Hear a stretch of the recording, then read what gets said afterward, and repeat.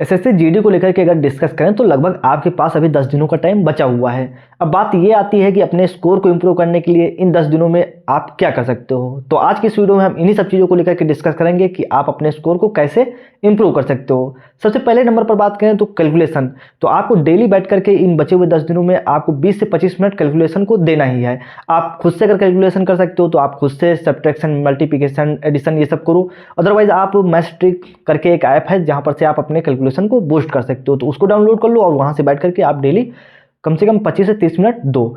और वहीं हम दूसरे नंबर पर बात करें कि रिवीजन एंड प्रैक्टिस। अब देखो यहाँ पर दो टाइप के लोग होंगे। पहले टाइप के लोगों की बात करें जिनका स्कोर 30 प्लस आ रहा है, तो इसका मतलब है आपने अपने सिलेबस को कंप्लीट कर रखा है और क्वेश्चनों की प्रैक्टिस भी कर रखी है। बस कुछ चीज़ें हैं जिन पर आपको फोकस करना है और अपने स्कोर को और इंप्रूव कर सकते हो। वहीं हम दूसरे टाइप के लोगों की बात करें तो दूसरे टाइप के लोग वो हैं जिनका स्कोर अभी 20 से 25 नंबर के बीच में ही आ रहा है। अगर आपका स्कोर 20 से 25 नंबर के बीच में है तो इसका मतलब है कि अभी आपका सिलेबस पूरी तरह से कंप्लीट ही नहीं है, या फिर ऐसा हो सकता है कि आपने सिलेबस तो कंप्लीट कर रखा है बट क्वेश्चनों की उतनी ज़्यादा प्रैक्टिस नहीं किए हो। अगर आपका सिलेबस कंप्लीट है बट क्वेश्चनों की प्रैक्टिस नहीं है तो फिर आपने जिन भी टीचर से पढ़ा है तो उनके क्लास नोट्स उठा करके वहां से रिवीजन करो और क्वेश्चनों की प्रैक्टिस करो।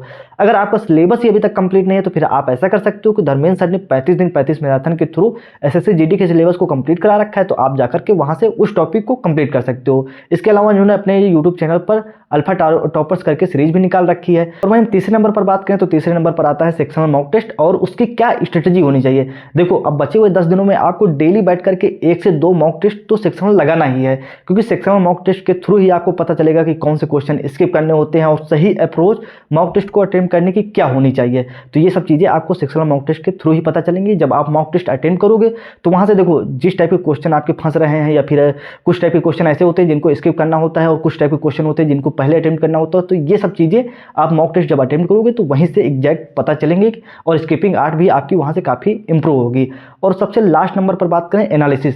तो मतलब एनालिसिस तो इतना ज़्यादा ज़रूरी है क्योंकि बिना एनालिसिस किए हुए आप यही नहीं जान पाओगे, यही आपको नहीं पता चलेगा कि आपका वीक पॉइंट क्या है, मतलब अभी आपका वीक चैप्टर कौन सा है जहाँ पर से आप अपने रिवीजन और प्रैक्टिस को और इंप्रूव कर सकते हो। तो ये सब चीज़ें आपको एनालिसिस के थ्रू ही पता चलेंगी। तो आप मॉक टेस्ट जब अटेम्प्ट करोगे वहाँ से किस टाइप के क्वेश्चन स्किप करने होते हैं, कौन से क्वेश्चन को पहले अटेम्प्ट करना होता है और किस क्वेश्चन में हमें टाइम देने की ज़रूरत होती है और किस क्वेश्चन को हमें फर्स्ट गो में अटेम्प्ट करके उसको स्किप करके हुए लास्ट में अटेम्प्ट करना होता है। तो ये सब चीज़ें आप जब खुद मॉक टेस्ट अटेम्प्ट करोगे और उसके अलावा से उसका सही से एनालिसिस करोगे तो ये सब चीज़ें वहीं से पता चलेंगी।